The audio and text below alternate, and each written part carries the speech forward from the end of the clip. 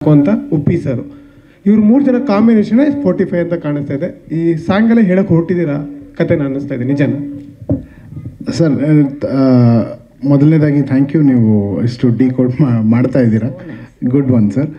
But ಸಾಂಗಲ್ಲಿ ಎಲ್ಲ ವಿಷಯ ಇದೆ, ಅಣ್ಣ ಹೇಳ್ದಂಗೆ ಫಿಲ್ಮ್ ಕಥೆನೂ ಕೂಡ ಅದರೊಳಗಡೆ ಸ್ವಲ್ಪ ತಂದಿದ್ದೀವಿ. ಬಟ್ ನೀವು ಫಿಲ್ಮ್ ನೋಡಿ ನೀವು ಎಷ್ಟು ಮಟ್ಟಕ್ಕೆ ಡಿಕೋಡ್ ಮಾಡಿದ್ದೀರಾ ಅಂತ ನೀವೇ ನೋಡಿಕೊಂಡು ನಿಮ್ಮ ವಿಮರ್ಶೆ ನೀವೇ ಮಾಡ್ಕೋಬೋದು ಅದರಲ್ಲಿ.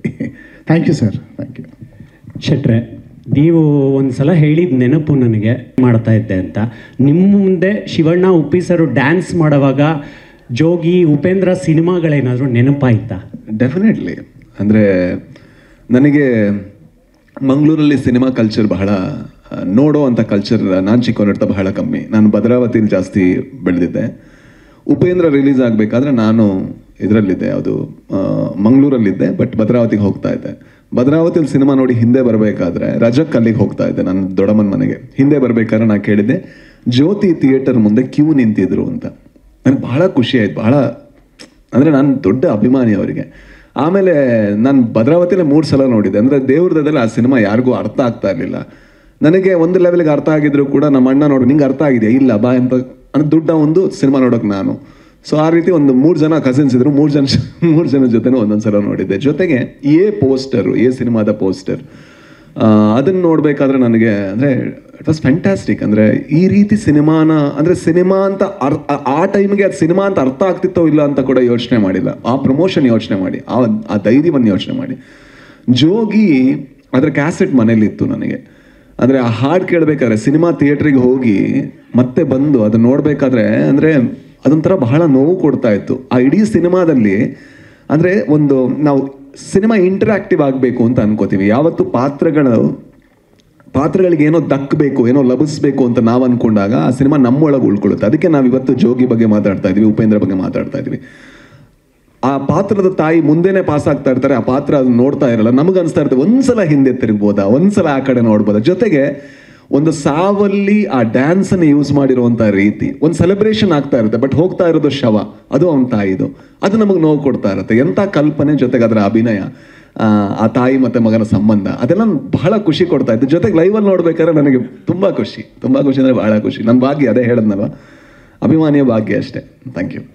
ಆಗಿ ಅಥವಾ ಒಂದು ಕತೆ ಮಾಡಿದಂಥ ಸಂದರ್ಭದಲ್ಲಿ ಶಿವಣ್ಣ ನಿಮ್ಮ ತಾಟ್ಗೆ ಶಿವಣ್ಣನೇ ಬಂದದ್ದು ಯಾಕೆ ಸರ್?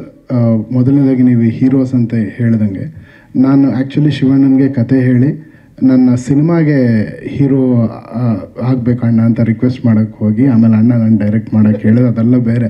ಈಗ ನನ್ನ ಸಿನಿಮಾಗೆ ಅಣ್ಣ ಹೀರೋ ಅಂತ ಹೇಳೋದಕ್ಕಿಂತ ಆ ಸಿನಿಮಾದಲ್ಲಿ ಅಣ್ಣನ ಜೊತೆ ನಾನು ಪಯಣ ಮಾಡಿಬಿಟ್ಟು ನನ್ನ ಲೈಫ್ಗೆ ಹೀರೋ ಆಗಿರೋದು ಶಿವಣ್ಣ. ನನ್ನ ಜೀವನಕ್ಕೆ ಯಾರಾದರೂ ಹೀರೋ ಅಂತ ಹೇಳಿದ್ರೆ ಅದು one and only Shivanna. Because ಪ್ರತಿದಿನ ಅವ್ರ ಜೊತೆ ಕೂತಾಗ ಏನಾದರೂ ಒಂದು ಕಲಿತಾನೆ ಇರ್ತೀನಿ ಸರ್. ಅದು ಮುಟ್ಟಕ್ಕಾಗದೆ ಬಹಳ ವಿಷಯ ಹೇಳಬೇಕಾಗಿದೆ, ಬಹಳಷ್ಟು ಎಕ್ಸ್ಪೀರಿಯನ್ಸ್ ಇದೆ. ಸಿನಿಮಾ ರಿಲೀಸ್ ಆಗಿದ್ದ ನೆಕ್ಸ್ಟ್ ಡೇ ನಾನು ಶಿವಣ್ಣನ ಬಗ್ಗೆನೇ ಒಂದು 24 hours ಮಾತಾಡಬೇಕು, ಅಷ್ಟು ವಿಷಯ ಇದೆ.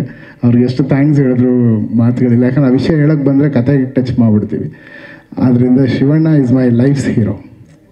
ಸರ್, ಒಂದು ವಿಚಾರ, ಸಿನಿಮಾದಲ್ಲಿ ನಂದಿ ಶಿವನ ಸಂಕೇತ ಸರ್, ಅದೆಲ್ಲ ನಾನು ಎಲ್ಲಿ ಅಲ್ಲ, ನಾವು ನಮ್ಮ ಜನರಿಗೆಲ್ಲ ಗೊತ್ತಿರೋ ವಿಚಾರ, ನೀವು ಹೇಳಿಲ್ಲ ಸರ್. ಕೋಣ ಯಮನ ಸಂಕೇತ. ಸೊ ಇವುಗಳ ನಡುವೆ ಶಿವ ಮತ್ತೆ ಯಮ, ಅದರ ನಡುವೆ ಒಬ್ಬ ಬಡಪಾಯಿ, ಆ ಬಡಪಾಯಿ ನಮ್ಮ ಶೆಟ್ರೆ ಅಂತ ಕಾಣಿಸುತ್ತೆ, ಗೊತ್ತಿಲ್ಲ. ಸೊ ಈ ರೀತಿಯಾದಂಥ ಟ್ರಯಾಂಗಲ್ ಸ್ಟೋರಿ ಏನಾದರೂ ಇದೆಯಾ? ಏನು ಟ್ರಯಾಂಗಲ್ ಸ್ಟೋರಿ, ಲವ್ ಸ್ಟೋರಿ ಅಲ್ಲ ಸರ್. ಸ್ವಲ್ಪ ದಿನ ತಡ್ಕೊಳ್ಳಿ, ಕ್ರಿಸ್ಮಸ್ 25th ಡಿಸೆಂಬರ್ ನೀವು ಕೂತ್ಕೊಂಡು ಮಾತಾಡೋಣ. ನೀವು ಹೇಳಿದ್ದು ಎಷ್ಟು ಕರೆಕ್ಟು ಎಷ್ಟಿಲ್ಲ ಎಲ್ಲರೂ ಪರ್ಸ್ನಲ್ಲಾಗಿ ಮಾತಾಡೋಣ ಸರ್. ಓಕೆ. ಅದರಿಂದ ಅಲ್ಲಿ ಮಕ್ಕಳುಗಳು ಮಾಡುವಂತಹ ಡ್ಯಾನ್ಸ್ನ ನೀವು ಟ್ರೈ ಮಾಡಿದ್ದುಂಟಾ? ಯಾಕಂದರೆ ಇದರಲ್ಲಿ ಬರುವಂತಹ ಒಂದು ಫ್ಲೋರ್ ಮೂಮೆಂಟ್ ಆಗಿರ್ಬೋದು, ಅಥವಾ ಮಕ್ಕಳು ಅವರು ಮಾಡುವಂತಹ ಡ್ಯಾನ್ಸ್ ಇದೆಯಲ್ಲ, ಡೆಫಿನೆಟಾಗಿ ನೀವು ಟ್ರೈ ಮಾಡಿರ್ತೀರಾ. ಬಟ್ ಈ ಒಂದು ಸಾಂಗಲ್ಲಿ ಕಾಣಿಸ್ಕೊಂಡಿಲ್ಲ. ಸೊ ಡ್ಯಾನ್ಸ್ ಏನಾದರೂ ಕಡಿಮೆ ಆಯಿತಾ ಅಂತ? ಇಲ್ಲ, ಏನಂದರೆ ಅದು ಸಿಚುವೇಶನ್ ಆಗಿ ಹೇಳ್ಬೇಕು. ಅದನ್ನ ಅವರೇ ಹೇಳ್ತಾರೆ, ಡ್ಯಾನ್ಸ್ ಗೊತ್ತು ಅಂದ್ಬಿಟ್ಟು ಎಲ್ಲ ಮೂಮೆಂಟು ಮಾಡೋಕ್ಕಾಗಲ್ಲ. ಯಾಕಂದರೆ ಇಲ್ಲಿ ನಾವು 3 ಜನ ಇದ್ದೀವಿ, ಈಕ್ವಲ್ಲಾಗಿ ಅದು ಪೋಟ್ರೆ ಆಗಬೇಕು. ಪಾತ್ರಗಳಿಗೆ ಈಕ್ವಲಾಗಿ ಪೋಟ್ರೆ ಆದರೆ ಜನಗಳಿಗೆ ಒಂದು ಇಂಟ್ರೆಸ್ಟ್ ಬೆಳೆಯುತ್ತೆ. ಇಲ್ಲಾಂದರೆ ಬಟ್ ನಾನು ಟ್ರೈ ಮಾಡಿದ್ದೀನಿ, ಯಾವ್ದು ಅವ್ರು ಮಾಡ್ಬೇಕಾದ್ರೆ ಅವ್ರ ಜೊತೆ ಹೋಗಿ ಟ್ರೈ ಮಾಡಿದ್ದೀನಿ, ಮನೇಲಿ ಟ್ರೈ ಮಾಡಿದ್ದೀನಿ. ನೀವು ಈ ಗೀತನ ಕೇಳಿದ್ರೆ ಗೊತ್ತಾಗುತ್ತೆ ನಿಮಗೆ ಎಷ್ಟು ಸತಿ ಟ್ರೈ ಮಾಡಿದೆ. ಹೌದು, ಅವ್ರನ್ನ ಕೇಳೋಕೆ ಗೊತ್ತಾಗುತ್ತೆ. ಯಾಕಂದ್ರೆ ನಾನು ಅವಾಗ ಮಾಡ್ತಾ ಇರ್ತೀನಿ ಮನೆಯಲ್ಲಿ. ನಾನು ಐ ಬಿ ಡೂಯಿಂಗ್. ಯಾಕಂದರೆ ಹೊಸತನ ಇದೆ ಮತ್ತು ಸ್ಪೀಡ್ ಇದೆ, ಅವ್ರ ಸ್ಟೈಲ್ ಬೇರೆ, ಅವ್ರು ಹೇಳ್ದಂಗೆ ವಾಕ್ ಮಾಡಬೇಕು. ಯೂಶ್ವಲಾಗಿ ಆ ಥರ ಒಂದು ಆಫ್ರಿಕನ್ ಯೂಶ್ವಲ್ ಬರಬೇಕಾದ್ರೆ ಒಂದು ಸ್ಟೈಲ್ ಇದೆ ಅವ್ರದ್ದು. ಅವ್ರು ನಡಿಬೇಕಾದ್ರೆ ಒಂದು ಸ್ಟೈಲ್ ಇದೆ. ಅವ್ರು ಹಿಂಗೆ ನಡೀತಾರೆ ಯೂಶ್ವಲಾಗಿ, ಆ ಹಾಪ್ ಇರುತ್ತೆ. ಈ ಮೂಮೆಂಟ್ ಮಾಡಬೇಕಾದ್ರೆ ಆ ಹಾಪ್ಲೇ ಮೂಮೆಂಟ್ ಮಾಡ್ತಾರೆ. ಅದು ಭಾಳ ಕಷ್ಟ ಅದು ಬರೋದು. ಅದು ನಾವು ಸುಮ್ಮನೆ ಕಲಿಬೇಕು. ಅದು we have to learn. But ತುಂಬ ಚೆನ್ನಾಗಿತ್ತು. ಐ ಥಿಂಕ್ ಅದ್ರ ಜೊತೆಲಿ ರಾಜ್ಬಿ ಶೆಟ್ಟಿ ಮಾಡೋದು ಮೂಮೆಂಟ್ ರಿಯಲ್ ತುಂಬ ಚೆನ್ನಾಗಿತ್ತು ಅವ್ರ ಜೊತೆಲಿ. Fantastic it was. ಉಳ್ವೇಷಲ್ಲಮ್ಮ ಇನ್ನೊಂದು ವೇಷ ಗ್ರೌಂಡ್ಲಿ ಫ್ಲೋರ್ ಮೂಮೆಂಟ್ ಅದು ತುಂಬ ಚೆನ್ನಾಗಿತ್ತು. It was not jokes aside, it did very well. ತುಂಬ ಚೆನ್ನಾಗಿತ್ತು. Thank you.